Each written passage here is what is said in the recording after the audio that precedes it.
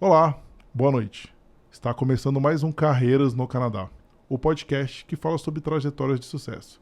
A cada episódio temos um convidado novo, que vai contar um pouco da sua história, assim ajudando vocês que buscam por oportunidades profissionais aqui no Canadá. E antes da gente começar, não se esqueça de deixar o like, deixar o comentário. Estou vendo bastante gente nova se inscrevendo aqui, tanto no YouTube como no Instagram, então é legal pra gente. É bom ter esse retorno, né? A gente tenta responder todos os comentários. Não se esquece também que a gente está presente em várias redes sociais, como o LinkedIn, o TikTok, o próprio Instagram também, e nos maiores players de podcast do mundo, como o Google Cast, Spotify, né? Se você gosta de ver ou de ouvir podcast, né? Agora dá para ver também, dá para assistir no próprio Spotify.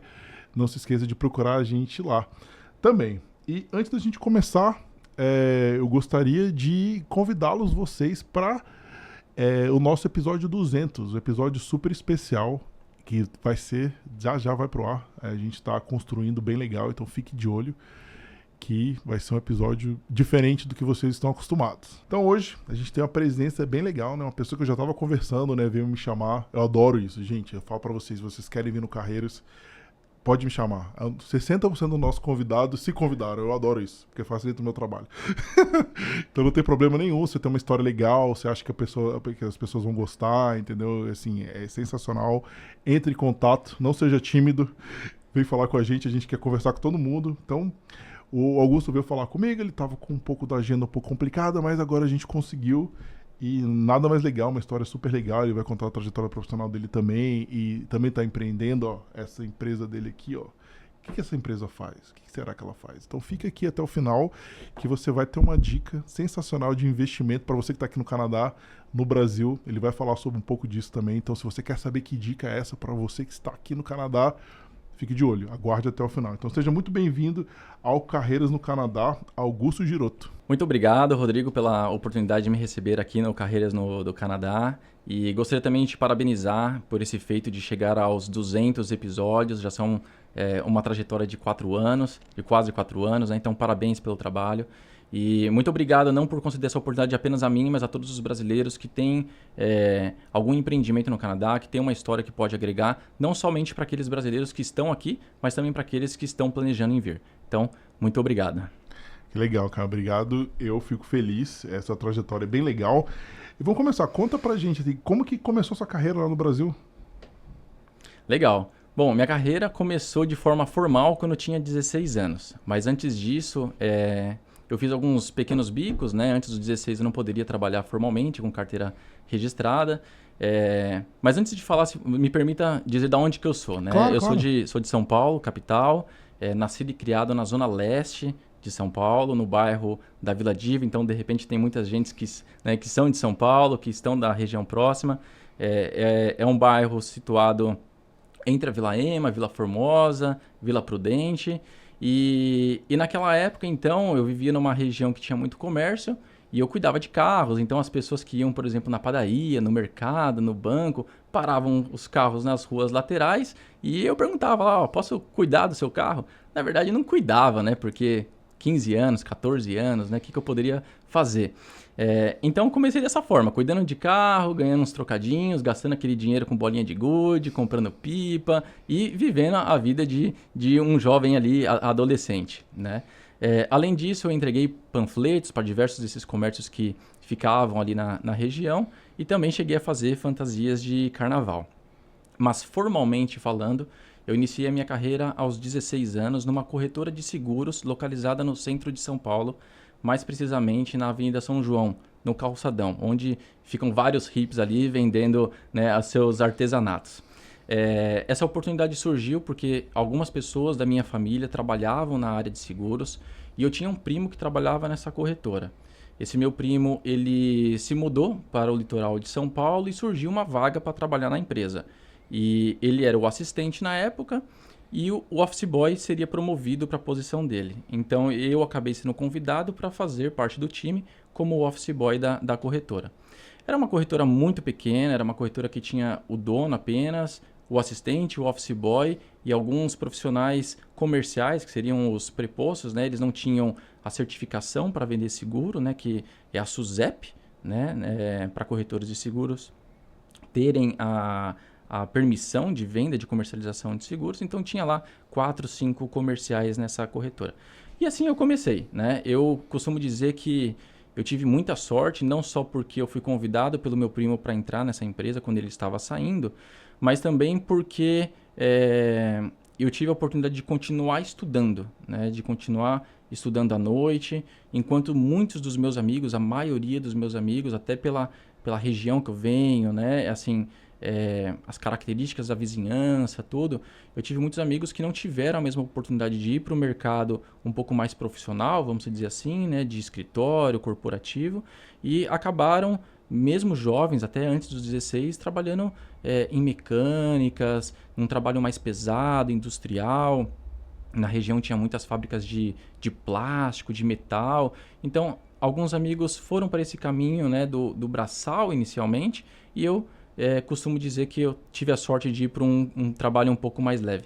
Evidentemente, nada contra, né, os profissionais que iniciaram nessa área, mas para dizer que foi assim que eu comecei a minha trajetória. Uma característica importante que eu adquiri desde o começo, eu acho que isso parte um pouco até da minha essência, que eu aprendi dentro de casa com meus pais, foi de criar boas conexões, de ser uma pessoa honesta, de ser uma pessoa justa, de estar atento aos detalhes, de aprender o máximo possível, principalmente daqueles mais experientes, e criar conexões. Então, conexões me guiou, né, até onde eu estou hoje. Então, se vocês querem saber um pouco mais também da onde a minha conexão me levou, eu convido vocês também a ficarem até o final do episódio, porque parte dessas conexões que eu criei ao longo da minha carreira me trouxeram uma excelente oportunidade de negócios, não só para mim, mas para muitos brasileiros que estão aqui no Canadá em fazer negócios no Brasil. Então, a corretora me deu essa primeira oportunidade, né? E o Office Boy naquela época fazia tudo, Rodrigo, né? Não era só fazer especificamente o serviço que estava ali na job offer, né? Vamos dizer assim. Eu fazia o cafezinho da corretora para todo mundo que chegava. Batia escanteio e cabeceava, né? Mais ou menos assim, mais ou menos assim. E é interessante, né? Porque eu tenho uma memória muito afetiva, assim, do meu passado, assim, sabe? É um prazer de contar um pouco dessa história também, porque naquela época, o que o Office Boy fazia na corretora de seguros, né? Ele fazia cálculo de seguros, Olha. mas não era o principal, né? Era quando sobrava tempo, porque o assistente era o responsável por fazer cálculos. Mas eu fazia cálculos de seguro, né? Para que o assistente apresentasse para os clientes. Mas o serviço principal, o que era? Era ir na casa do cliente, buscar cheques. Naquela época, as seguradoras faziam 12 vezes sem juros no cheque. Nossa. Então, às vezes, eu pegava 2, 3 ônibus para receber 12 cheques ou coletar uma assinatura na proposta física. Ah, porque você era menor, né? Você não podia... Não tinha a moto, não podia fazer nada, né? Tinha que ser de ônibus. Não podia, exatamente, era a pé. Então eu andava todo aquele centrão de São Paulo, né? Pegava 2, 3 ônibus, metrô, justamente para coletar cheques, coletar assinaturas em propostas. E depois disso, quando as seguradoras emitiam as apólices de seguros, eu tinha que envelopar tudo, carimbar ali, né? E levar no correio. Hoje em dia, ninguém mais faz isso. Mas foi um grande aprendizado, acho que foi uma base muito importante que eu tive na minha carreira. Alguns valores que eu aprendi, assim, importantes no meio corporativo. E a corretora, ela ficava num prédio onde havia uma seguradora, chamada Minas Brasil Seguradora. É uma seguradora mineira, pelo próprio nome, né? Dá para nós observarmos. E dentro do prédio haviam várias corretoras, pequenas, médias e grandes. A conexão, de novo, foi importante para mim, porque depois de 2 anos, mais ou menos, eu vi que não tinha mais oportunidade na corretora, estava me tornando ocioso, e eu, por relacionamento que eu tinha com uma outra corretora do prédio, maior, que inclusive prestava serviço para nós, eles acabaram me contratando como estagiário. E ali foi uma mudança importante para mim, porque eu era registrado na corretora, eu ia passar a ser estagiário não registrado. Né? Naquela época eu tinha iniciado a faculdade de administração de empresas, né? E então eu optei por criar conexões. Por que eu pensei? Falei, bom, eu vou sair de um trabalho registrado e vou para um não registrado, um estágio. Mas o que essa corretora maior pode agregar no meu desenvolvimento profissional? E a principal questão ali que eu levei em consideração foi que é uma corretora maior, com mais profissionais experientes que vão me ajudar a continuar me desenvolvendo. E assim foi, tomei a decisão, fui para essa corretora maior, fui muito bem recebido. Eu tinha uma gestão compartilhada, eu tinha 2 gestoras, ambas excelentes, mas uma com um perfil um pouco mais difícil de lidar, o que foi muito bom para mim também, porque eu fui desenvolvendo habilidades para trabalhar com pessoas difíceis. E hoje, com muita modéstia, eu costumo dizer que eu tenho um perfil muito bom para lidar com pessoas difíceis, né? A partir desse primeiro ano, então, e único nessa segunda corretora, eu fui trabalhar na Minas Brasil Seguradora, que era a proprietária do prédio, né? E mais uma vez, por relacionamento. Como que surgiu essa oportunidade? Eu protocolava propostas dessa segunda corretora que eu trabalhava na Minas Brasil Seguradora. E pelo relacionamento com o assistente da Minas Brasil, a seguradora, eu acabei conseguindo um emprego lá. E lá foi um divisor de águas para mim, na verdade, porque eu passei a trabalhar com corretores, então eu saí da figura de corretor e passei a prestar serviços para corretores e passei a trabalhar num outro oceano, na verdade. Porque eu saí do oceano, eu diria, de corretores, que eu digo oceano porque é um mercado muito grande, né? O mercado de corretores de seguros é enorme, mas seguradoras são muito maiores. Então, eu saí daquela área de corretagem e passei aí para a área de seguridade ali de seguradoras, né? Então, nessa seguradora, na Minas Brasil, eu passei a prestar serviços para corretores de seguros, então eu já entendi as dificuldades do corretor, porque eu vim de 2 corretoras, né? E trabalhei com um gestor também fenomenal. Você tem algo que eu agradeço muito, ter tido a oportunidade de trabalhar com pessoas excelentes em toda a minha carreira profissional. A Minas Brasil foi uma parte importante também na minha carreira e na evolução dela, porque eu passei pela primeira grande transição na minha carreira profissional. Eu passei por 3 até hoje, e essa foi a primeira quando a Minas Brasil foi adquirida pela Zurich Seguros, uma seguradora corporativa. Famosa, gigante, tem no mundo todo, né, a Zurich? Tem no mundo todo, tem nos principais países, inclusive aqui no Canadá, e ela já tinha uma estrutura muito parruda também no Brasil, só que segmentada para o mercado corporativo. E a Minas Brasil, ela era uma seguradora de varejo, que foi o que chamou a atenção da Zurich em fazer essa aquisição. Então foi muito bom porque eu ainda era jovem e passei por toda essa transição de uma forma muito tranquila, porque meu objetivo era continuar fazendo conexões e aprender. Então a Zurich para mim foi uma outra ponte para criar conexões e continuar crescendo no mercado. Legal, a Zurich me roubou um funcionário que eu tinha quando eu trabalhei lá no SPC, mas tudo bem. Fora isso, eu não tenho nada contra ela. Mas assim, foi uma trajetória muito, muito prazerosa, assim, muito gostosa, eu me diverti bastante, trabalhei muito também, aprendi demais. E da Zurich eu tive a oportunidade de ir para uma outra seguradora chamada Mafre Seguros. E na Mafre foi aonde minha carreira, eu diria assim, deslanchou, que eu consegui me desenvolver muito mais, atingir graus assim de expertise em seguros e também voltado um pouco já ao mercado financeiro.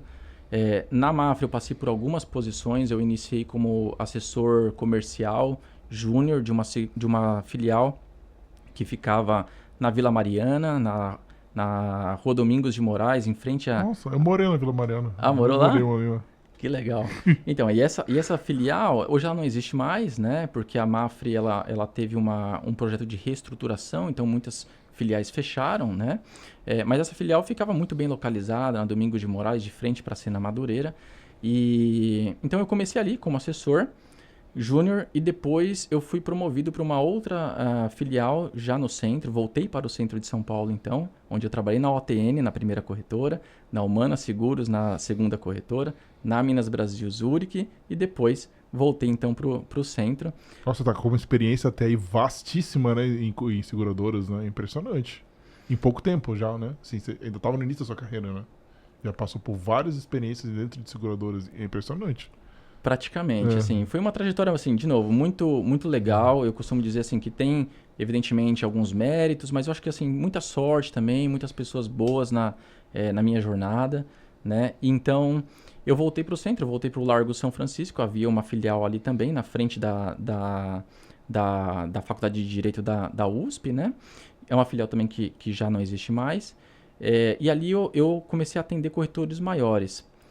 E dentre esses corretores, esse portfólio de corretores que eu atendia, existia um corretor que tinha uma característica bem diferente dos demais. Ele não era um corretor tradicional, que vende para mim, que vende para você, que vende para as pessoas normais, vamos dizer assim, para o público geral. Ela era uma corretora voltada ao mercado cooperativo. Então, existem cooperativas financeiras no Brasil, como bancos. Alguns exemplos é o Sicoob, que é o maior sistema cooperativo financeiro do Brasil. Existe o Sicredi, que é muito conhecido também. Existe a Cressol, que é um outro sistema cooperativo muito grande. E existem outros. E o sistema financeiro cooperativo no Brasil, ele é tão avançado quanto um banco, né? Tem todas as tecnologias, praticamente todos os produtos, todos os processos, todos os serviços, regulamentado também da mesma forma que bancos são. E essa corretora, por estar em balcão de vendas de cooperativas, como se fossem as agências bancárias, né? Ela precisava de produtos customizados. Ela não ia conseguir vender aquele produto tradicional de seguradora. E eu nunca conseguia fazer com que aquele corretor vendesse os produtos da Mapfre. Né? Não porque eles não gostavam da seguradora, mas é porque nossos produtos não eram adequados ao perfil de clientes deles. Mas o fato é que, de novo, né, as conexões, né, os laços que a gente foi criando, me levou à matriz da Mapfre, na Berrini, e lá foi onde assim, eu tive assim, o maior prazer profissional em trabalhar no meio corporativo. Na matriz, perdão, da Mapfre Seguros, existia uma área chamada canais estratégicos, é uma área comercial, só que ela não atende o corretor tradicional, que vende produtos de seguro para o público geral. Ela é uma área que ela vende para públicos específicos. Então, como que consistia era composta essa área estratégica de canais da Mapfre, né? Era composta por um grupo de executivos e gestores que atendiam corretores ou até mesmo o cliente ali final de concessionárias, de cooperativas, de bancos, de órgãos públicos e assim por diante. E então, como esse meu corretor que eu atendia na filial era um corretor de cooperativa, ele me ajudou a conseguir uma posição na matriz da Mapfre para atendê-lo. Só que aí de uma forma que eu pudesse de fato fazer um bom trabalho com ele. Né? Surgiu uma oportunidade na matriz, o meu diretor regional ele me indicou para o gestor dessa vaga na matriz. Eu fiz a entrevista com esse gestor. Feita essa entrevista, ele entrou em contato com esse corretor que eu atendia de cooperativa e falou: olha, Francisco, entrevistei o Giroto aqui, o que você acha? E o Francisco, que bom, ele deu boas recomendações e aí eu passei a fazer parte do time de gestão do canal estratégico de cooperativas na matriz. E lá eu fiquei por quase 5 anos.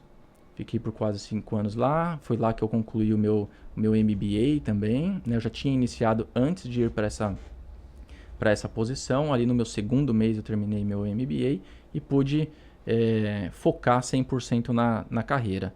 E lá eu fui muito realizado, eu tive grandes experiências de trabalhar com grandes executivos do mercado de seguros, fiz grandes amizades também, pude viajar praticamente para o Brasil inteiro, né, conhecendo pessoas do sul ao norte, do leste ao oeste. Então foi uma experiência que me enriqueceu muito, não só profissionalmente, mas pessoalmente também, né? Mas foi lá que se encerrou a minha trajetória profissional no Brasil. Por que você resolveu sair de lá? Porque tava tudo dando certo, né? Tava crescendo profissionalmente. Pois essa é uma excelente pergunta, né? Foi na Mapfre Seguros também, lá na matriz, que eu conheci a minha esposa, né? A Tamires, ela já trabalhava na matriz da empresa, ela trabalhava nessa área estratégica também, só que ela trabalhava no canal concessionárias e a área de cooperativas era do lado da área de concessionárias. Lá nós nos conhecemos, né, e deu muito certo, assim, o nosso relacionamento, a gente se dá muito bem, né, estamos já quase 8 anos casados. Parabéns, legal. Muito obrigado, muito obrigado. E ela, na verdade, foi um impulsionador de um sonho que eu tinha, né? Então, quando eu iniciei a minha trajetória na Mapfre, eu passei a ter uma vontade muito grande de ter uma experiência internacional. Você já tinha ido para fora do Brasil antes ou ainda não? Eu nunca Assim, tinha... nem a lazer. Nem a lazer, nem a lazer. Nem ali na divisa com o Paraguai eu tinha ido, né? Então, Você acha, assim, pegando um parênteses, porque eu vejo que muitos amigos meus de São Paulo, obviamente eu não vou generalizar, São Paulo é gigantesco, a gente tem 40, mesmo com o estado de São Paulo tem os mesmos habitantes que o Canadá inteiro, entendeu? Mas assim, pelo menos na minha bolinha ali, eu tinha amigos meus que sim ousavam, mas tinha uma quantidade considerável de pessoas que não tinham saído do Brasil, uns até que não tinham saído da cidade de São Paulo. Não sei se você vivenciou isso ou não, porque você morou com certeza muito mais que eu. Eu morei 5 anos em São Paulo só. pois é, assim, eu nunca tive, né? Não tinha tido a experiência de ir para nenhuma outra região, né? Nem para outro estado também, né? E muito menos, assim, ou igualmente os meus amigos, porque eu vim de um bairro bastante humilde, assim, bastante simples, né? Então, ir para outros países não era algo que a gente cogitava muito, né? Eu vou dar um exemplo, assim, da nossa simplicidade, assim, a minha mãe, ela tem 70 e vai fazer 75 anos no ano que vem, ela nunca fez uma viagem de avião, né? O meu pai fez apenas uma única viagem de avião, que foi para nós irmos pescar no Mato Grosso, porque era o sonho dele. E eu falei, bom, antes de eu ir para o Canadá, eu preciso realizar o sonho do meu pai. E fomos para Mato Grosso pescar, né? Mas assim, então eu tive muito assim um desejo de ir para o exterior. Eu não pensava naquela época exatamente aonde, para onde ou como. Eu sabia que eu queria. E essa vontade, ela se tornou um sonho, né? Eu passei a ter um sonho de querer ir morar no exterior, de ter uma experiência internacional. E a Tami, ela já tinha tido essa experiência. E aqui no Canadá. Ela já tinha vindo para o Canadá em 2011, trabalhado aqui, vivido aqui por 9 meses. Ela veio com visto de estudante, prolongou um pouquinho. Ela veio num período que era legal. Eu peguei o finalzinho disso, porque você, como estudante de inglês, você podia trabalhar. Então você podia, por exemplo, você ficava 3 meses estudando inglês, você tinha 3 meses de visto de trabalho. 6 meses. Eu fui, acho que, um dos últimos brasileiros que pegou, porque isso mudou em 2014. 2014, se não me engano, maio, junho. Foi logo depois. Eu vim em março, já mudou logo isso. Isso era uma coisa bem legal, infelizmente não existe mais. Entendi. Pois é, e ela então, acho que ela aproveitou essa onda, né? Ela veio então em 2011, ficou aqui por 9 meses. Ela estudava e ela fazia alguns bicos também, então ela trabalhava com limpezas, né, limpando lojas, enfim. Então, nessas nossas conversas, enquanto a gente se conhecia, ela, né, falou, bom, eu tive essa experiência no Canadá. Eu fui para Toronto, morei lá, a experiência foi, né, dessa forma. A gente poderia pensar em passar férias no Canadá, para você conhecer também. E aí viemos, né? Isso era já 2015, quando eu fiz então... Essa já tinha sido, então, em 2015, a minha terceira viagem internacional, né? Porque eu fui para a Matriz em 2013 e no ano seguinte eu fui para... Onde que era a matriz? Era na Berrine. Na Berrine, em São Paulo. Ela ficava ali na Berrine, no prédio Edifício Mafra. Ah, tá, porque a empresa é brasileira aqui. Que você falou, eu achei que você falou a primeira viagem internacional, eu imaginei que a empresa, a sede, a hold, ficava fora do Brasil. Ah, não. Bom, assim, a Matriz Brasil ficava na Berrine, né? Mas a Mafra é uma empresa espanhola, né? Tá, entendi. Mas... Então, em 2014, eu tive a minha primeira experiência internacional, que foi ir para a Itália, e depois eu fui para um congresso pela empresa, um congresso de cooperativas também, na Colômbia. E aí, em 2015, então, nós nos planejamos e viemos para o Canadá. E foi muito bom porque nós viemos em novembro. Então, às vezes as pessoas falam, bom, em que época que você veio? Você veio no verão ou no inverno? Cara, porque 2015 foi um dos piores invernos que eu já peguei aqui no Canadá, se não o pior. Até hoje, cara.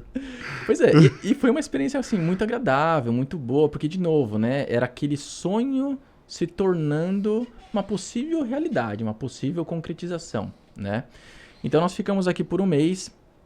O meu inglês era muito básico, porque depois que eu terminei meu MBA, eu passei a me dedicar muito à minha carreira. Eu era muito novo, eu tinha 25 anos ainda, né? Então eu queria trabalhar, queria mostrar resultado, queria fazer o meu melhor. Mas a experiência aqui, nesse um mês, foi muito boa, né? Apesar do inverno, né? Nevou alguns dias, nós ficamos na casa de brasileiros nos hospedando, eu fiz aula por um mês, né? E gostei muito. É claro que quando a gente vem como turista, a gente não tem os olhos de quem mora, né? Apesar de eu ter tentado observar algumas questões, assim, práticas, né? Por exemplo, bom, como que é a coleta de lixo, como que são as ruas, o quanto eu me sinto seguro indo e voltando da escola e coisas assim. Mas é claro que no dia a dia a gente não vive a experiência de quem realmente mora.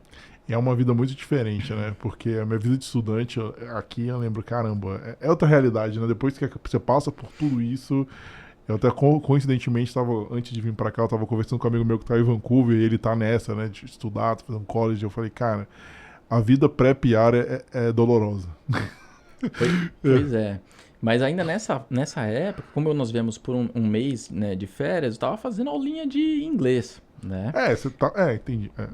É uma E viagem quase exploratória, né? Você tava ali aproveitando suas exato, férias, melhorando seu inglês. exatamente. Esse era o propósito, era fazer a tal da viagem exploratória antes de tomar a decisão, né? Porque não seria uma decisão simples.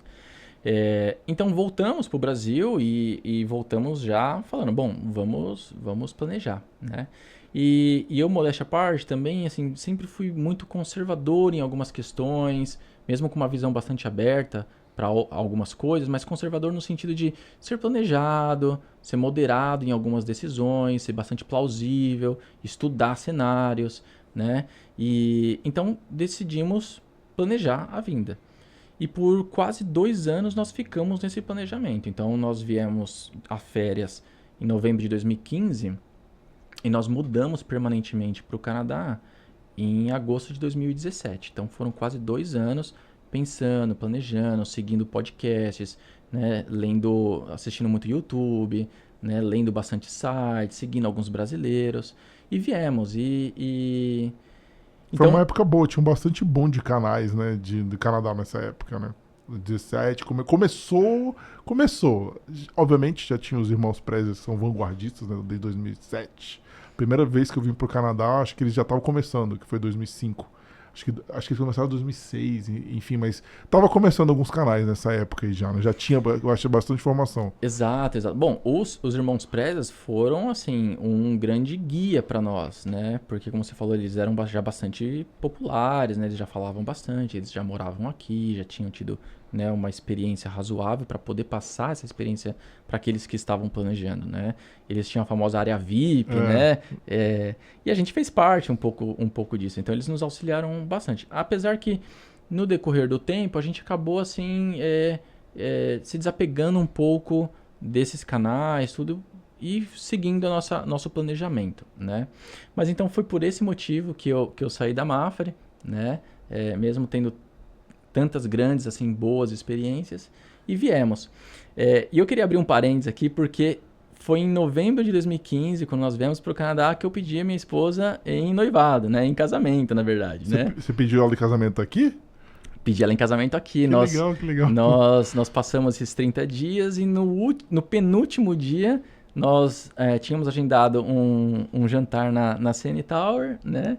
E eu pedi ela em casamento lá da maneira correta, ajoelhado, né? Apresentando a aliança. Foi um momento muito legal, só para abrir um parênteses aqui de uma parte assim pessoal muito importante para mim.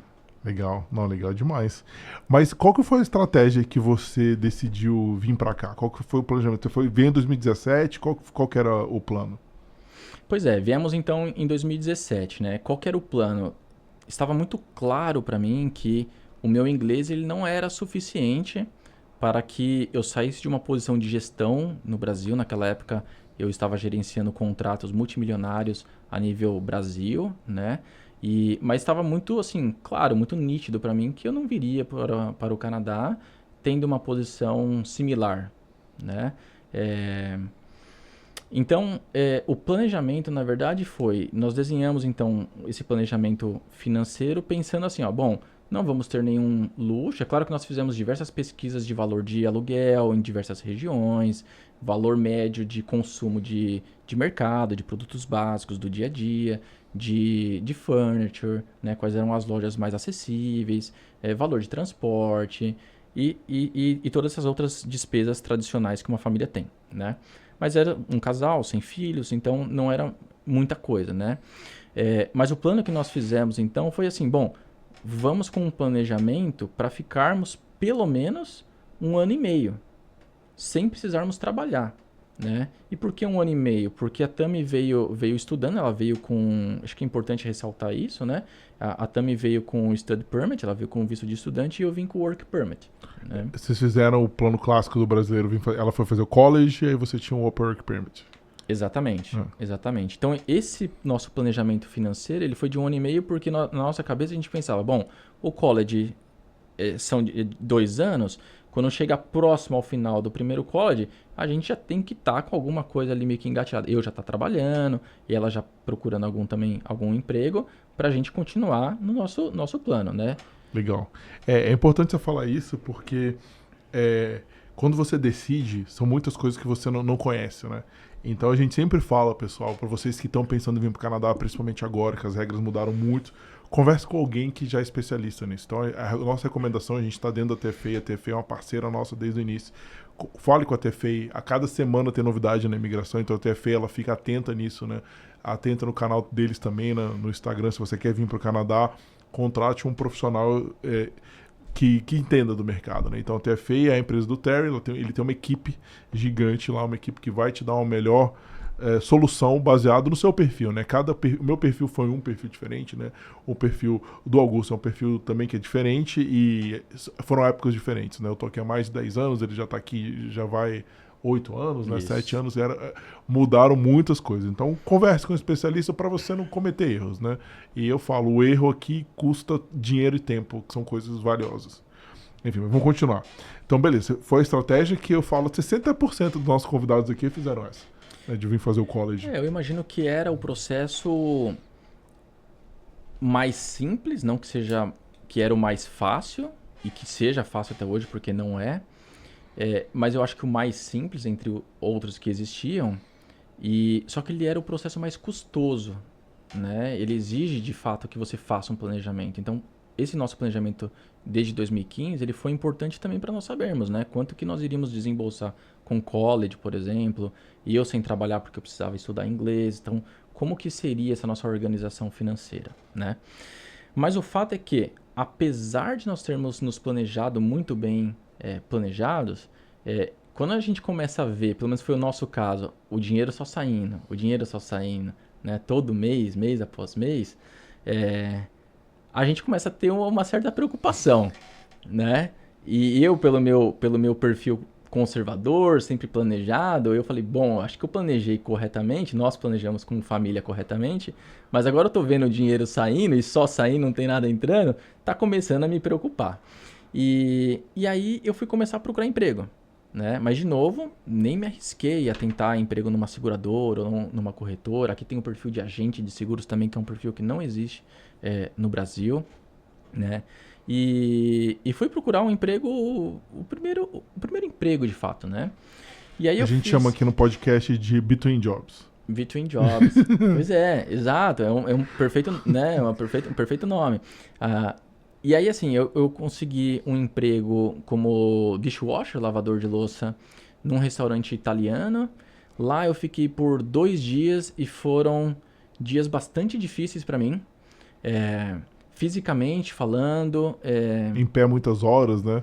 Eu tenho amigos meus que fizeram isso. Você fala, lavar louça, né? Parece fácil. Lavar uma louça, né? Agora você vai lavar 500 no dia e outra. Tem muitas pessoas que começam a ter alergia também, né? E tem amigos meus que usavam luva para conseguir fazer isso ficar em pé, sei lá quantas horas. Nada fácil um trabalho desse. Não é. E assim, então eu trabalhei 2 dias nesse restaurante e só fui no terceiro porque o chefe implorou para eu ir, porque ele falou, bom, é domingo, o restaurante normalmente é cheio aos domingos, nós precisamos de um dishwasher, né?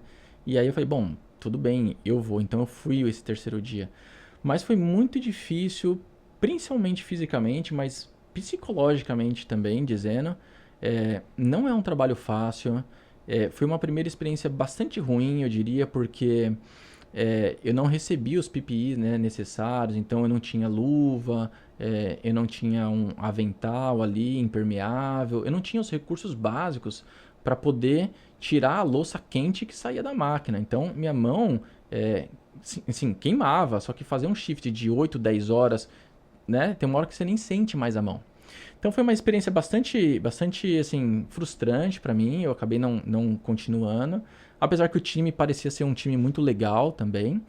E depois disso eu trabalhei 2 dias também na construção, né? Fui trabalhar com alguns colegas portugueses, brasileiros, digo colegas assim né, pelo idioma, mas eu não conhecia as pessoas.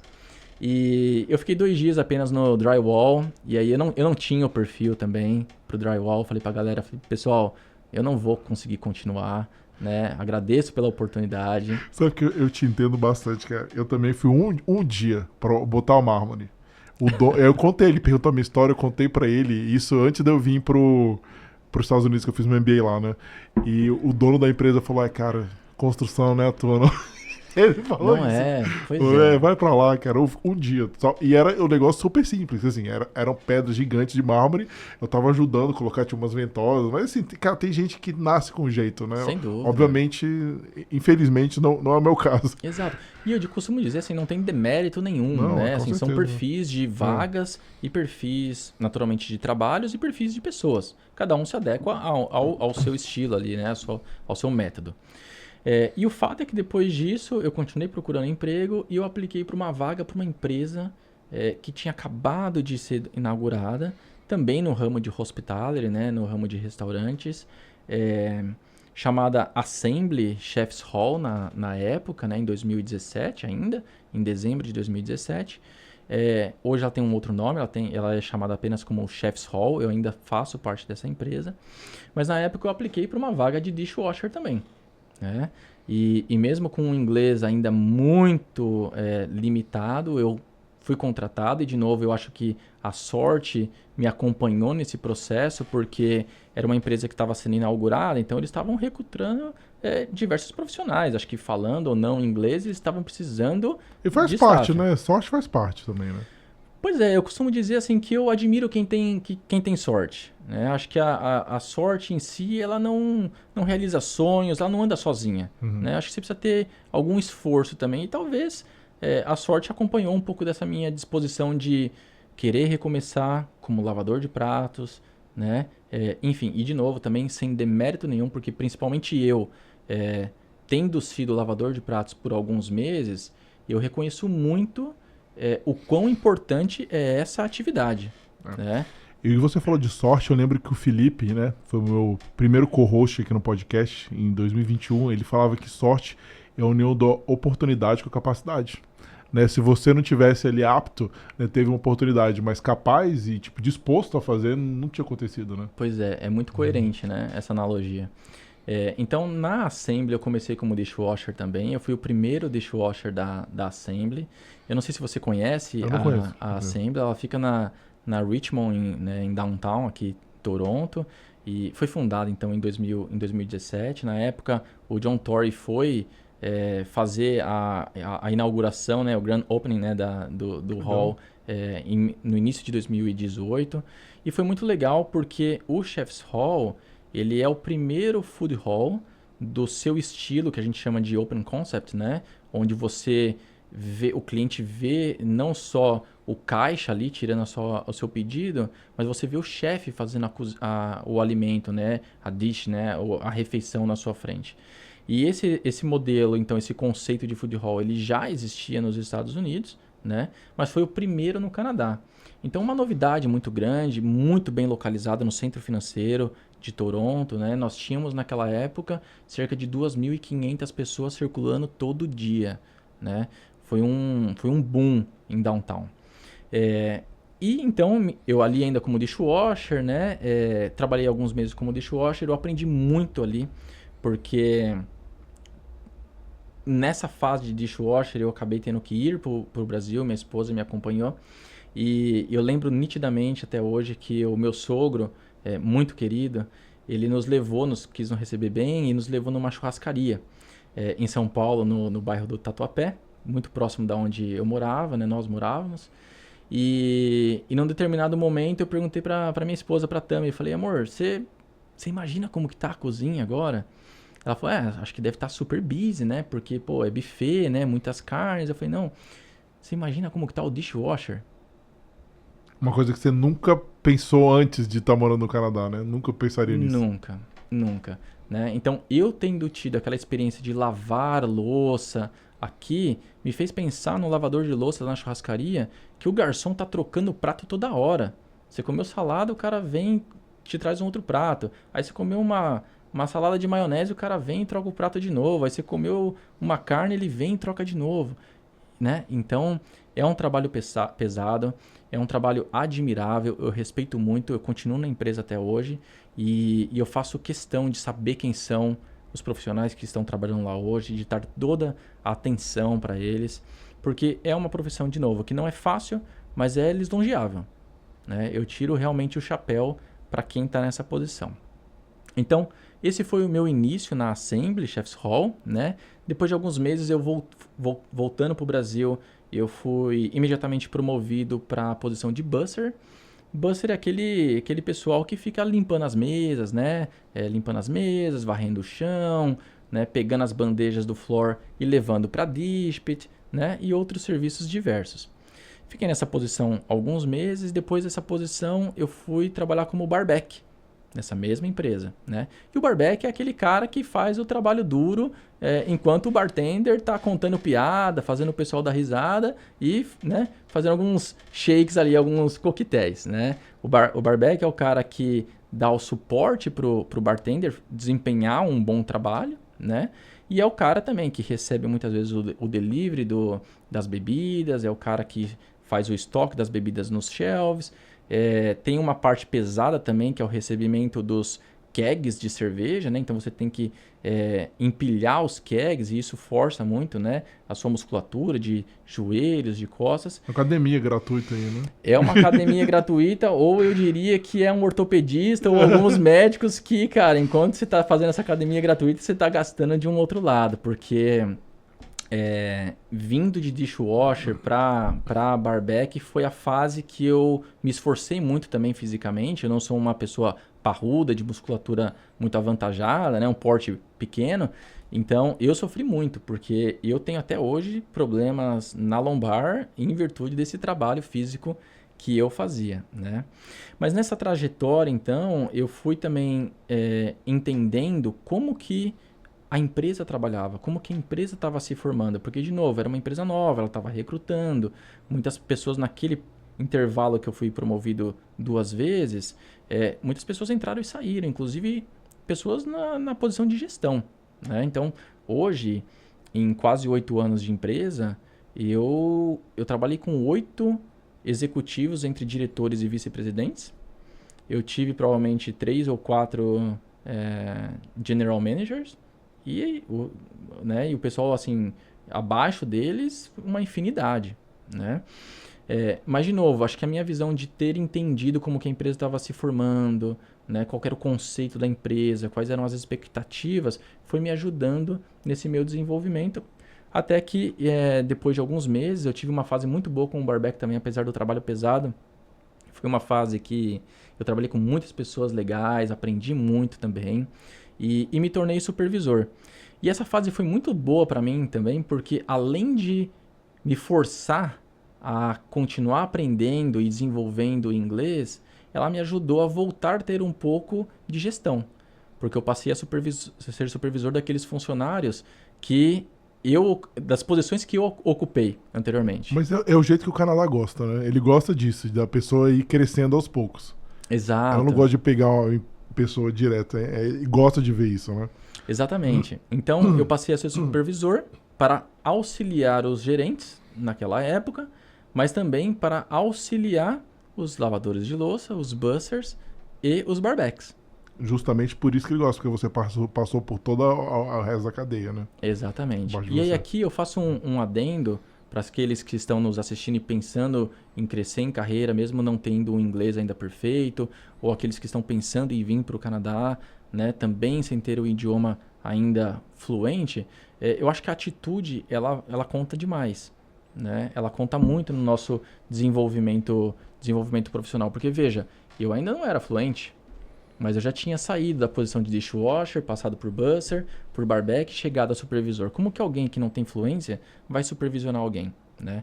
Então, é claro que nesse momento, a minha experiência como gestor no Brasil de alguns anos também contou, né? Mas foi uma fase também muito legal. E aí, em março de 2019, então em menos de um ano e meio, perdão, eu fui promovido para gerente de operações, né? Então, também foi uma oportunidade muito grata, essa promoção.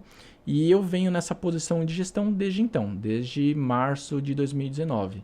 Nessa posição de gestão eu passei por gerente de operações e depois absorvendo uma área que estava em desenvolvimento de Health and Safety, que é muito importante para todos os ramos, para todas as indústrias, mas em restaurantes é de extrema e fundamental importância, né? E hoje eu sou, já há alguns anos, na verdade, gerente de operações, Health and Safety Risk Management. Caramba, então você cresceu esse tempo inteiro na mesma empresa. Que legal! E foi subindo, subindo, subindo até na posição que você está. Fala um pouquinho o que você faz hoje. Né? Perfeito. Então, pois é, muito legal, muito gratificante. Eu tenho uma honra enorme, eu sou o funcionário mais antigo, porque a realidade que é muito percebida também no ramo de restaurantes e de hospitality como um todo, que inclui hotéis, tudo, é que há uma rotatividade muito grande.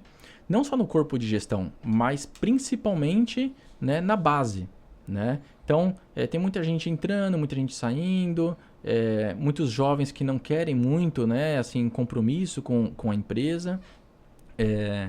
Mas hoje, e já há algum tempo, o que eu vim fazendo e faço é construção de processos. Então, eu peguei a empresa numa fase onde ela estava assim, se desenvolvendo, se consolidando, e muitos processos que a empresa criou e que hoje ela ainda utiliza foram processos que eu construí para dar suporte para o time de serviço. Então, naquela época, eu era considerado o cara do back of house, né? Então, era o cara que estava por trás das cenas, né? Garantindo, tentando produzir para que o pessoal do front of house, o pessoal do serviço, pudessem executar bem o trabalho deles, né? Então, toda a parte de logística, criação de processos, treinamento de colaboradores, tudo isso estava e ainda continua estando no meu portfólio, de uma forma segmentada, porque eu divido algumas responsabilidades com o pessoal do time de serviços, né?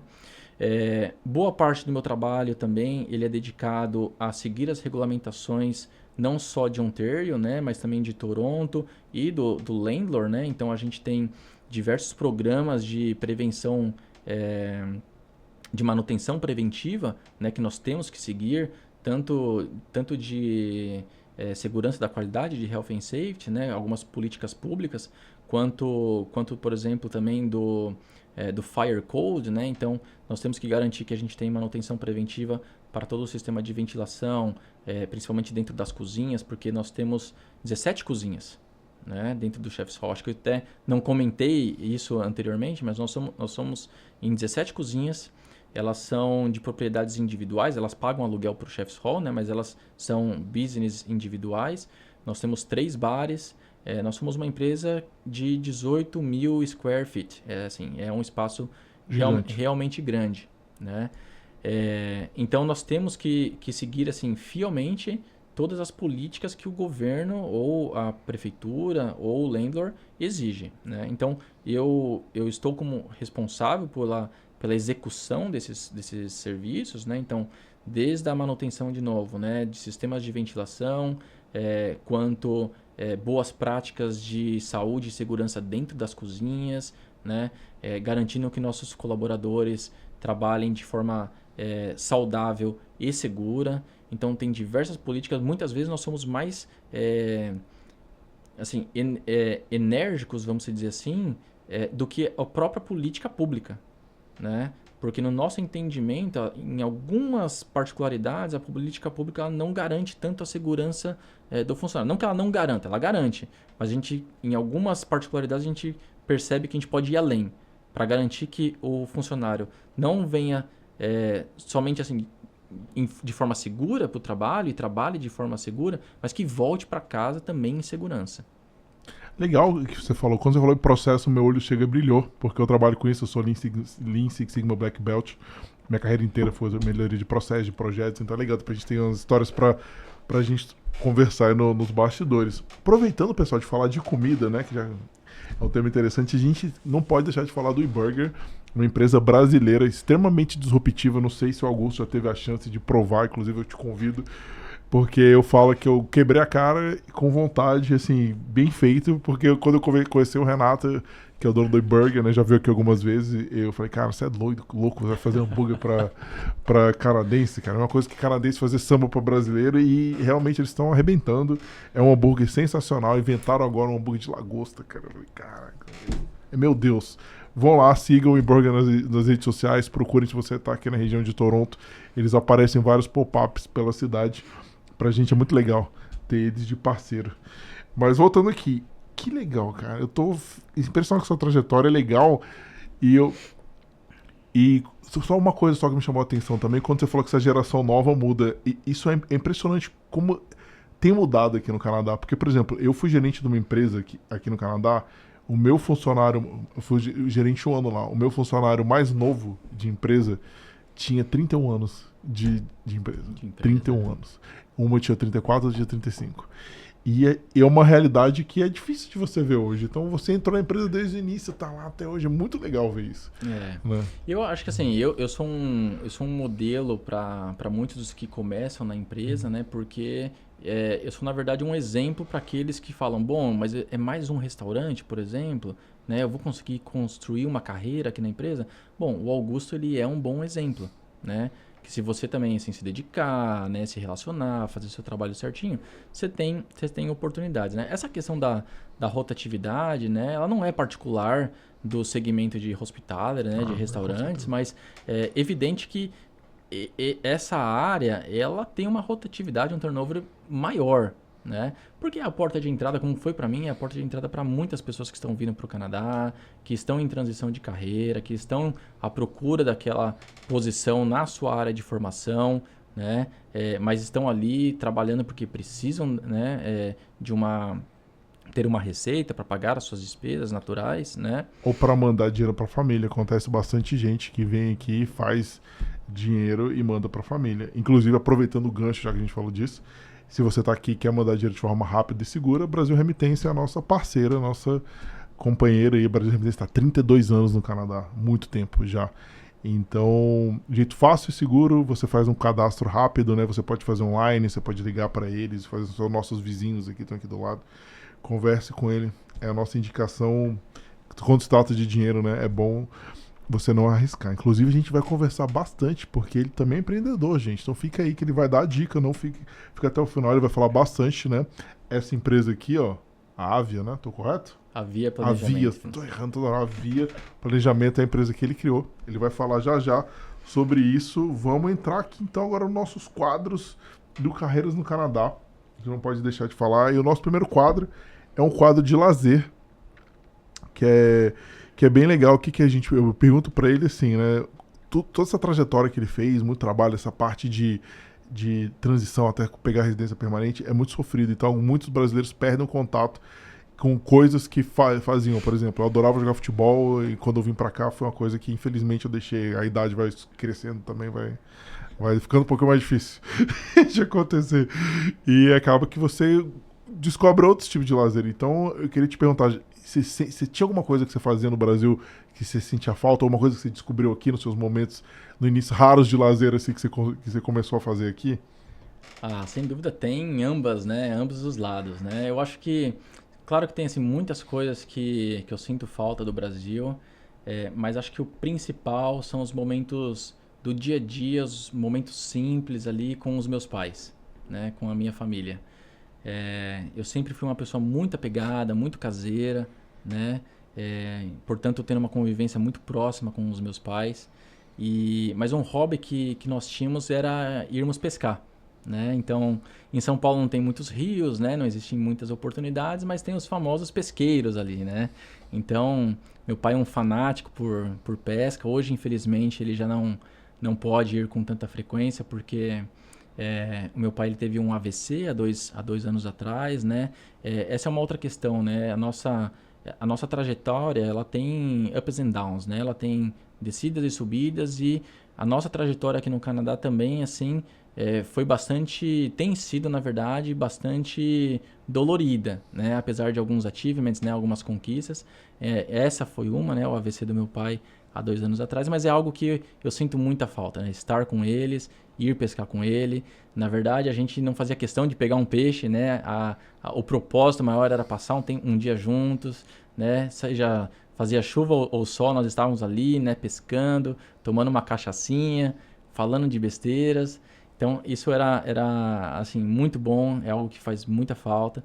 Os momentos também do dia a dia com a minha mãe, tinha o hábito de dar uns tapinha no bumbum dela, né? Sinto falta disso. E aqui no Canadá, por outro lado, naturalmente, né? Assim, o convívio com a minha esposa, né? Porque nós casamos e viemos para o Canadá, nós não chegamos a morar juntos no Brasil, então tem sido uma experiência incrível. E acho que não vou dizer o talento, mas assim, um gosto e uma certa habilidade que nós desenvolvemos em cozinhar juntos. Legal. Então, no Chef's Hall eu não cozinho, né? Eu sempre trabalhei na parte operacional, mas os chefes acho que de alguma forma me incentivaram e me mostraram que era possível. Então, hoje e já há algum tempo, a maior parte dos nossos domingos são cozinhando juntos. Que legal. Você já tentou ice fishing aqui? Acho que você ia gostar. Eu já tentei. Já tentou? Já. Eu fui 2 vezes, na verdade. Eu fui 2 vezes, né, fazer ice fishing. Eu fui a primeira vez, acho que 4 anos atrás, mais ou menos. Foi eu e minha esposa, né? Nós alugamos um carro, fomos e tal. Foi muito legal a experiência, não pegamos nenhum peixe. A gente conseguia ver o peixinho chegando lá, né? Roubando a nossa bait, a nossa isca. E a gente saiu de lá sem pegar nenhum peixe. Mas a experiência foi muito boa. E agora eu fui o ano passado também. Aí eu reuni um grupo de amigos. E por incrível que pareça, 2 deles canadenses, um americano. E nenhum deles tinha feito ice fishing ainda. E eu, brasileiro, né? Fui o cara que incentivou, que reuniu o grupo e moveu a galera. Mas é uma experiência bem bacana, sem dúvida. Show de bola. Vamos para o nosso segundo quadro aqui, que é o Sal na Neve, né? Vocês estão assistindo aqui pela primeira vez o Carreiras, é uma analogia que a gente faz com o governo jogar o sal e derrete a neve. Então a gente fala que abre os caminhos. Ele deu muitas coisas, né? Ele falou da resiliência que ele teve, a superação de encarar os desafios, mas o Sal na Neve é tipo o resumo. Quais são as principais dicas para alguém que está vindo, assim, achou legal essa experiência, que queria seguir a mesma trajetória que você? Legal, acho que tem alguns fatores, né? Mas eu tenho comigo e assim de reflexões e reflexões que eu fiz no passado, né? Olhando para essa trajetória, que tem 4 coisas que são extremamente fundamentais além do inglês, né? O inglês ele é o trivial, né? Nós sabemos que é importante, mas eu acho que tem uma questão tão importante quanto, Rodrigo, que é nós sabermos o momento que nós estamos, né? Então, não é porque eu fui gestor por muitos anos em seguradora multinacional no Brasil que eu teria a mesma posição aqui no Canadá. Estava muito claro para mim qual que era aquele momento que eu vivia. Eu tinha que recomeçar. Então, acho que isso é muito importante, porque a gente conhece pessoas e ouve histórias também, né, de brasileiros que vieram com inglês fluente, mas não se permitiram recomeçar, porque achavam que vinham para ter a mesma posição e acabaram voltando, né? Então eu costumo dizer que, por mais que às vezes você não tenha um inglês fluente, mas se você sabe o momento que você está, você sabe que você vai recomeçar, eu acho que isso pode te proporcionar um futuro com um pouco mais de razoabilidade e de mais positividade. Além disso, eu diria que também é a resiliência. A resiliência é para você passar por obstáculos que você eventualmente já passou no passado e que você vai ter que passar novamente, né? E aturar coisas que também você aturou no passado e agora você tem que aturar, só que num outro idioma, numa outra cultura. O terceiro que eu também acho fundamental é a paciência com o processo. Nós precisamos ser pacientes não só com o processo, mas com nós mesmos, né? E o quarto e último, mas não menos importante, que acho que é a visão de longo prazo. Então, se nós sabemos onde nós estamos, se nós temos resiliência, se nós temos paciência e essa visão de longo prazo, eu imagino que nós temos um grande potencial para continuar numa trajetória muito positiva no nosso plano Canadá. Com certeza. É interessante você falar isso, que eu já entrevistei várias pessoas aqui que chegam com formação, com inglês fluente, e mesmo assim tem dificuldade. Eu lembro, por exemplo, a gente conversou com o André faz muito tempo, tem uns 3 anos, nos primeiros podcasts. Ele é vice-presidente daquela empresa que faz vitamina, eu esqueci. Ela Jameson. E ele era vice-presidente do Brasil, de uma outra empresa. E ele veio pra cá, foi analista júnior. Tudo bem, ele pegou uma posição que ele não foi tão mas era uma posição, ele era vice-presidente. Sim. E foi subindo, analista sênior. Aí depois ele virou e chegou. Conversei com outra pessoa que também tinha um cargo super alto de diretoria no Brasil. E ok, veio pra cá, virou gerente, demorou quase 10 anos pra ele virar diretor. Pois é. E faz parte. Só que uma coisa legal, que também isso é muito diferente no Brasil, eu concordo comigo, a gente é condicionado, pra gente ganhar bem, a gente tem que ser gerente. Pois é, no verdade. Brasil, aqui não precisa. Não precisa. Porque a diferença que você tem de um analista sênior pro gerente é mínima. Às vezes o analista sênior ganha até mais Verdade. que o gerente. Então, isso é uma coisa que como brasileiro, a gente tem isso, né? A gente quer subir, e aqui não é mesmo assim. Temos, é verdade. Mas muito relacionado a isso também é um pouco do universo que nós vivemos lá no Brasil, né? Eu acabei não comentando, mas o desejo, né, de vir para o Canadá e ter uma experiência internacional era o fato de conviver também com outras culturas, né? Eu certamente, facilmente, já trabalhei com mais de 30, 35 pessoas de diferentes nacionalidades só no Chef's Hall. O quanto que isso não nos agrega pessoalmente, né? E profissionalmente também. Você deve sentir isso, uma coisa que acho que todo mundo sente, né? Quando você volta pro Brasil, você vê que as pessoas continuam as mesmas. E a gente, com tanta experiência, com tanta coisa, não só de profissional, mas de vida, a gente tem uma visão de mundo diferente, né? Então a gente começa a ver umas coisas de uma forma diferente. Verdade. E as pessoas acabam não te reconhecendo. Falam, cara, você tá diferente. É verdade, é verdade. Bom, vamos continuar então. A gente tem o terceiro quadro aqui, que é a pergunta simples e direta. O que é o Canadá para você? Para mim, o Canadá, ele é a concretização de um sonho bem planejado. Então, nós conseguimos, minha esposa e eu conseguimos concretizar algo que nós sonhamos, que nós idealizamos de uma forma planejada. E estamos nesse caminho ainda, né, do planejamento e do crescimento aqui no Canadá. Show de bola. Vamos entrar então no quadro agora que faz a alegria da família canadense brasileira, que nada mais menos que o canadômetro.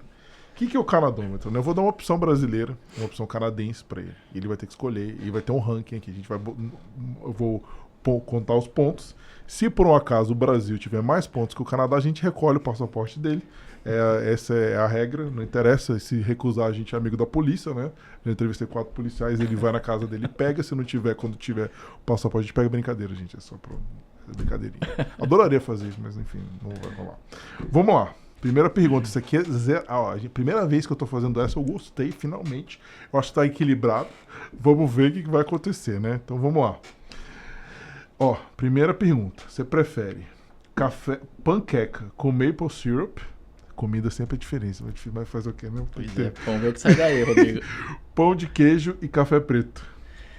Certamente um pão de queijo com café preto, né? O cafezinho preto, ele é o companheiro de todas as manhãs e eu sou uma pessoa mais voltada ao salgado do que ao doce. Então, cafezinho e pão de queijo, sem dúvida. Que eu falo, o Canadá tem várias coisas legais. Comida não é uma delas. Não é uma delas, infelizmente.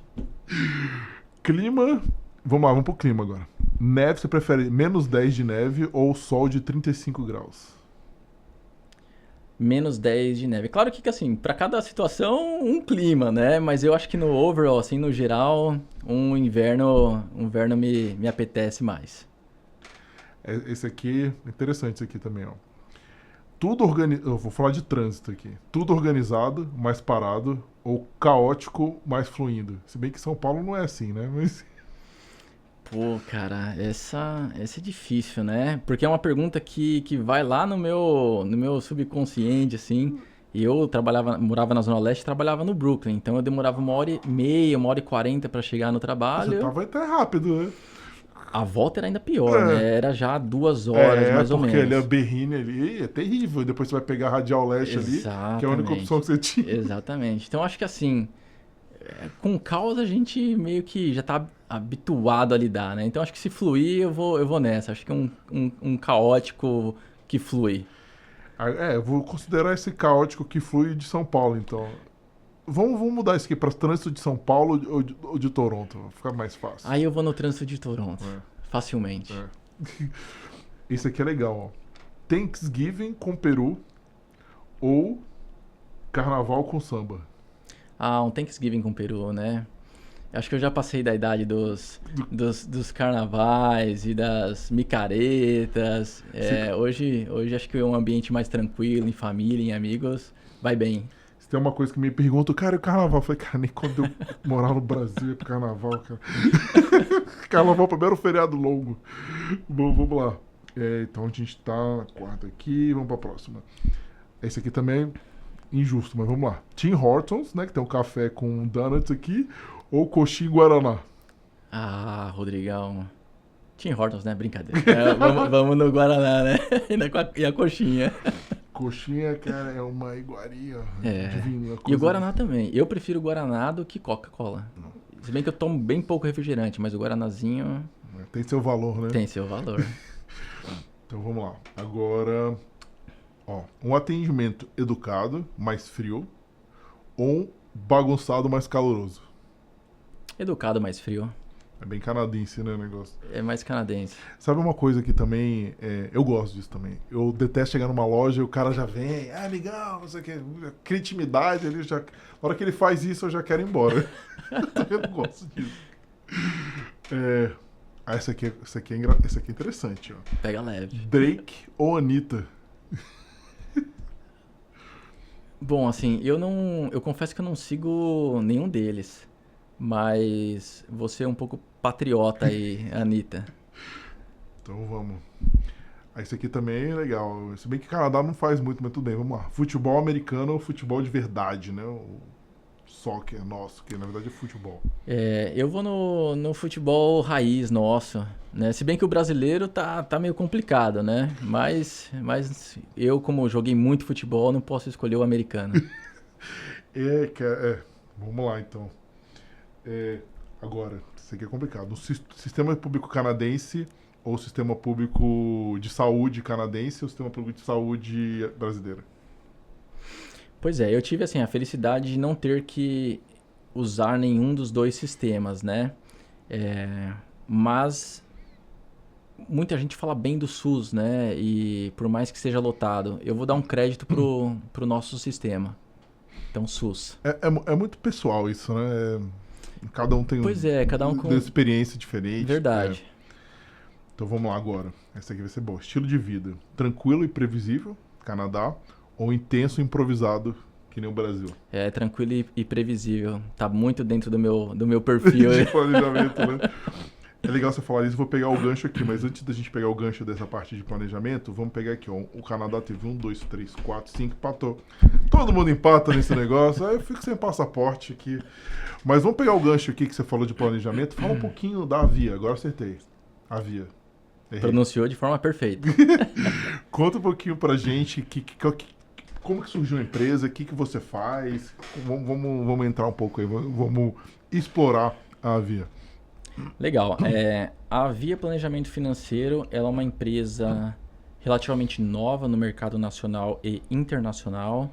Ela surge de uma empresa de alguns anos já com uma boa experiência, uma boa bagagem do mercado de seguros. Então, nós somos oriundos de uma corretora voltada a seguros, ou seja, daquela tradição, né, que eu venho do mercado de seguros. E reformulamos essa empresa para uma assessoria de vida, investimentos e assets. Então, hoje a nossa empresa, a Avia Planejamento Financeiro, ela tem 3 pilares muito claros e muito bem fundamentados. O primeiro é o planejamento financeiro, voltado à pessoa física, à família e a empresas. O segundo é o planejamento imobiliário, também voltados à pessoa física ou pessoas jurídicas. E o terceiro pilar, muito bem consolidado também, é o pilar de seguros, né? Então, hoje, dentro da Avia Planejamento, nós temos uma jornada Avia, uma jornada do cliente, que ele pode começar a sua experiência conosco através dessa jornada, que consiste no pilar de planejamento financeiro e que traz para ele uma experiência muito benéfica para o entendimento da condição atual dele financeira. Então, existem algumas etapas nessa jornada Via, né? Então, para quem estiver interessado, pode entrar no nosso site, né? aviasegura.com.br. Lá está de uma forma muito didática, assim, muito dinâmica, quais são esses 6 pilares, mas de forma muito resumida aqui, passa-se, né, na verdade, inicia-se com o diagnóstico, né, e a avaliação da situação, da condição daquele cliente naquele momento. Então, se o cliente ele está endividado ou não, se ele tem débitos no cartão de crédito e assim por diante. Depois passamos para uma formação de reserva de emergência, falamos de proteção, então nós traduzimos um pouco os seguros para a proteção, porque muitas vezes nós, e principalmente as pessoas que são leigas, eu não as culpo, porque nós como somos profissionais do ramo que temos que passar essa clareza para os clientes, então nós traduzimos muitas vezes o seguro para a proteção, porque seguro às vezes as pessoas enxergam como um custo, proteção é diferente, é um benefício, né? Mas na prática é a mesma coisa, né? Então nós tentamos entender se é um pai de família, se é uma mãe de família, se possuem filhos ou não, né? Se tem um emprego público ou privado, se é empresário ou não, para que a gente dê o direcionamento correto das proteções que aquela pessoa e aquela empresa precisa. Falamos também e damos um direcionamento com relação a investimentos, tanto nacionais quanto internacionais. Falamos de grandes aquisições e também ajudamos essas pessoas, Rodrigo, a entenderem, começarem a formar um pensamento voltado à aposentadoria e à sucessão patrimonial. Opa, quase derrubei o microfone aqui. Então, esse é um dos pilares da Via Planejamento Financeiro. Um segundo pilar é voltado ao planejamento imobiliário. E esse é um ponto bastante importante. Nós fizemos, né, uma chamadinha lá no começo para as pessoas ficarem com a gente até agora, porque é uma estratégia que muitos brasileiros utilizam, né, que consiste basicamente no quê? No enriquecimento através da aquisição de imóveis no Brasil, né? Então, nós sabemos que existem algumas formas de aquisição de imóveis no Brasil. Uma delas é à vista, a outra é através de financiamento e a terceira é através de consórcio. Olha, só desculpa te cortar, pessoal. Aproveitando isso, se você está aqui no Canadá e você tem negócios no Brasil, que você vai ter. Se você não tem agora, tá a chance de você ter. E ele vai continuar explicando que eu ia falar, mas a gente não pode falar do Edgar. O Edgar é o nosso parceiro aqui, o nosso contador, inclusive é meu contador, também o contador das empresas que a gente tem. Então, se você precisa de uma ajuda contábil, né, você adquire imóvel, como que você faz para declarar isso no imposto de renda? Ou se você está aqui, você ainda não declarou seu imposto de renda, ou você faz sozinho, não quer mais fazer, a empresa que a gente sugere é MB Tax Solutions, né, para toda solução contábil aqui no Canadá, aqui no Brasil, já deu saída definitiva, tenho que dar, não tenho. Então, terrorismo acontecendo aí, até o governo teve que soltar, né, vou investigar todo mundo, vai ter que pagar a tributação, vai, não vai, eu não vou falar porque eu não sou expert. Contate o Edgar, MB Tax Solutions, ele vai te dar a melhor solução. Mas vamos voltar aqui que tem muita coisa, ele não falou ainda das dicas de investir que são essenciais para você que mora aqui, mas vou continuar. Bom, eu quero também endossar o trabalho do Edgar, porque alguns meses atrás eu fiz uma consultoria com ele e foi bastante válida também para mim e para a Tami. Mas nessa questão, Rodrigo, do enriquecimento através de patrimônio, hoje já tem muitos brasileiros comprando imóveis no Brasil através de consórcio, seja para gerar uma renda passiva ou para se aposentar no futuro, né? Então, brasileiros com estratégia, e nós fazemos parte dessa estratégia para o cliente, criamos essa estratégia para o cliente para que ele compre imóveis, né, gerem renda passiva para continuar comprando outros imóveis. Então, basicamente, o consórcio é o direito que você tem para ser contemplado, receber um crédito e comprar um bem, seja ele imóvel ou automóvel. O que muitos brasileiros têm feito? Compra uma carta de consórcio, é contemplado, compra um imóvel, o aluguel daquele imóvel vai pagar o valor da primeira carta que ele comprou, e já que ele não está gastando mais aquele valor que ele pagava pela primeira carta, agora ele vai comprar uma segunda carta. Com a segunda carta, o mesmo processo. Em algum momento ele vai ser contemplado e as nossas estratégias, ajudam o cliente a ser contemplado com uma certa brevidade. Não há uma promessa de contemplação, mas nós temos estudos, nós temos estatísticas internas na Via que mostram que o cliente ele tem uma grande probabilidade de ser contemplado entre o quarto e o quinto ano de consórcio. Quando nós avaliamos um contrato de consórcio, varia entre as administradoras, mas ele pode ser contrato de 18, 20, 22 anos. Então, quando a gente fala que ele pode ser contemplado em 4, 5, é um tremendo avanço, né? Ele pode ser contemplado muito mais rápido do que ele espera. Pode ser antes também? É o sorteio? Como que é? Pode ser antes também, né? Pode ser antes também. Mas, então, só para... Eu vou voltar nessa sua pergunta, mas só para concluir esse conceito. Então, o cliente comprou uma segunda carta de consórcio, foi contemplado, o que ele vai fazer? Na estratégia dele de enriquecimento por imóvel, ele vai comprar um segundo imóvel, ele vai colocar esse imóvel para alugar, o aluguel vai pagar 100% ou mais do valor da carta, ou menos, e o cliente vai ter que desembolsar um pouco mais para complementar esse valor da terceira carta, no caso, e ele vai continuar comprando cartas. Ou seja, ao passo que ele tenha diversos imóveis alugados, então o cliente pagando o aluguel, são os clientes que estão pagando aquela carta de consórcio para ele. Ele não está desembolsando mais dinheiro, né? Então, essa é uma forma de enriquecer por patrimônio. Agora, respondendo a sua pergunta, existem formas também de você ser contemplado muito antes. Pode ser no primeiro dia, porque a partir do momento que você entrou no consórcio, você já pode ser contemplado na próxima assembleia. Tudo é feito em forma de assembleia. Lembrando que o consórcio ele é regulamentado desde 2008, pelo Banco Central. Então, tudo é feito de forma muito clara e muito segura. Mas com as administradoras que nós trabalhamos, e nós temos uma em especial, o cliente ele tem até 7 chances de ser contemplado no mesmo mês. Por quê? Porque nós temos lá, e todas as administradoras possuem, o sorteio, que é um sorteio, de fato, então você tem que ter a sorte de ser contemplado ali. Você tem o lance livre, que é um leilão, quem dá mais leva, né, ao crédito da carta. Aí nós temos um lance fixo, e essa administradora em especial, ela favorece, na verdade, aqueles clientes bom pagadores. Ela entra com uma nomenclatura de um lance chamado lance bronze, que são destinados àqueles clientes que pagaram 6 parcelas consecutivas. Ou seja, você imagina que você entrou num grupo de 2.000 pessoas. No sorteio e no lance livre, você está concorrendo com essas 2.000 pessoas. Quando chega no lance bronze, você só está concorrendo com aquelas que pagaram as últimas 6 parcelas. Então, se alguém deixou de pagar uma parcela no meio do caminho, esse cara já não está concorrendo ao lance bronze. Então, diminui. Você já não está mais concorrendo com 2.000. Você está concorrendo com menos. Essa mesma administradora, ela tem o lance prata, que são para aquelas pessoas que pagaram 12 parcelas consecutivas. Ou seja, já está concorrendo a um quarto sorteio. Depois, ela tem também o lance ouro, que beneficia aqueles que pagaram 24 parcelas consecutivas. Ou seja, você está concorrendo a mais um ao sexto, né, sorteio. E ela também privilegia aqueles que pagaram 36 parcelas consecutivas, que é o lance diamante. Ou seja, você tem muitas chances de ser contemplado no mesmo mês. Legal.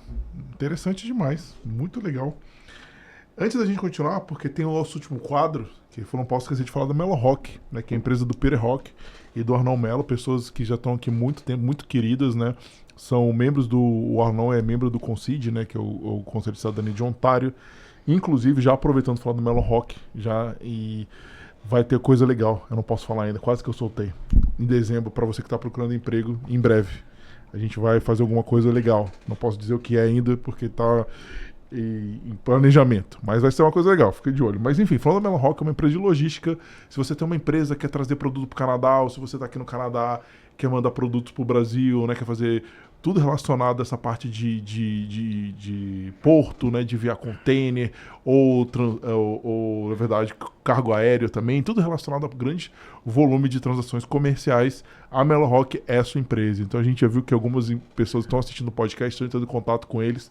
Então, entre, porque são pessoas sérias, que estão uma empresa muito grande, pessoas super bem relacionadas, é a nossa dica para vocês. E a gente também tem uma dica nova. O que acontece? Muitas pessoas têm dificuldade com essa parte burocrática. A gente falou aqui, né? Todo esse drama, essa parte de burocracia de consulado. Então, por exemplo, seu passaporte venceu aqui no Canadá, né? O que acontece? Por exemplo, eu mudaram as leis agora. Eu falo pessoalmente para mim, então meus filhos não tinham passaporte brasileiro, porque não precisam, né? São canadenses e americanos, não precisava. Eu precisei tirar um passaporte, para tirar o passaporte tive que tirar o CPF. Então toda a burocracia que o Brasil exige, se você tem dificuldade ou não quer fazer essa parte de burocracia, está aqui no Canadá, a gente tem uma solução para você que vai fazer isso que você normalmente não quer fazer, né? BRS Management Solutions, o contato vai estar aqui na descrição.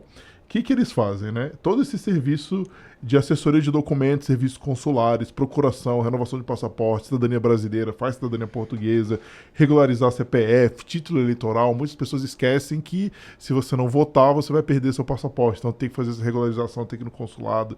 Se você está aqui em Toronto e não tem tempo para fazer isso, contacta ele. Se você mora longe, em outras cidades que ficam longe do consulado, entre em contato com a BRS Management Solutions. Os contatos delas estão aqui na descrição também. Também ajuda para abertura de empresas e outros serviços também, entre em contato com eles, que o portfólio deles é bem grande. Vamos continuar aqui. Para o nosso último quadro, ele já falou bastante da Via. Ó, aprendi, demorou, mas eu aprendi. Mas então, se vocês quiserem contactar, a gente chama de momento de jabá, onde ele vai falar o que ele quiser. Se quiser falar um pouquinho mais da Via, se ele quiser dar o contato do LinkedIn, do Instagram, enfim, fala o que você quiser, o microfone é seu, a câmera é sua, olha para lá e manda o seu recado. Legal. Rodrigo, mais uma vez quero te agradecer pela oportunidade. Eu gostaria de só fazer um pequeno adendo ainda com relação a essa estratégia voltada ao mercado imobiliário no Brasil, né? Nós podemos lembrar e devemos lembrar que nós temos um câmbio a favor para aqueles que moram aqui no Canadá ou nos Estados Unidos ou na Europa, né? O nosso real, infelizmente, ele é uma moeda que se enfraquece, se desvaloriza ao longo do tempo, né? Isso é uma realidade. Então, o consórcio ele acaba se tornando ainda mais viável para quem está fora, né? Eu vou dar um curto exemplo aqui. Uma carta hoje de consórcio de R$500 mil vai custar na parcela cheia, porque o consórcio ele pode tem a possibilidade de você pagar a parcela cheia ou a meia parcela. A parcela cheia vai sair mais ou menos em torno de R$2.700 e a meia parcela R$1.300 e alguma coisa. Quando a gente converte isso para o dólar canadense, que hoje está 3,85 mais ou menos, a parcela cheia vai sair 700 e poucos dólares canadenses, enquanto a meia parcela 300 e pouco. Ou seja, por mais que 300 dólares às vezes soe um pouco pesado, né, para muitas famílias, mas também muitas vezes parece que assim não pesa tanto para outras. Então, para aquelas que desejam enriquecer, desejam investir no Brasil, eu acho que é uma grande oportunidade e a Via está à disposição de vocês. Novamente, estamos presentes no Brasil e eu sou sócio, representante internacional da empresa aqui no Canadá. Para nos contatar, a nossa página na internet é aviasegura.com.br, nosso Instagram é aviasegura, o meu particular é agiroto.avia e estou à disposição de todos vocês para uma conversa, um bate-papo. Eu sou muito acessível, então para qualquer conversa de esclarecimento apenas, porque vocês viram vídeos a respeito de consórcio em algum outro canal, em alguma outra rede, alguma outra pessoa falando, nós estamos aqui à disposição para esclarecer tudo para vocês. Só ressaltando que a Via ela é composta por profissionais extremamente competentes, profissionais de mercado, né, oriundos do segmento de seguros e do mercado financeiro. Nossos planejadores eles têm a certificação CFP, Rodrigo, que é a certificação de planejador financeiro reconhecido mundialmente, né, no Brasil, aqui no Canadá, né, globalmente. Nossos profissionais voltados também ao mercado imobiliário são certificados. Então, assim, garanto para vocês que um bate-papo, pelo menos, vale muito a pena, pode esclarecer muitas dúvidas e pode também te gerar oportunidades futuras. Show de bola. Então é isso. Queria agradecer vocês, né, ter ficado aqui com a gente. Acho que é dica legal. E obrigado. Gosto de ter vindo aqui compartilhar uma história legal de sucesso. E, pessoal, esse é o nosso último episódio, 199. Esperem pro episódio 200. Muita coisa legal vai acontecer nele. Então aguardem. Já, fica de olho. Abraço e boa noite. Valeu, Rodrigo. Boa noite, pessoal.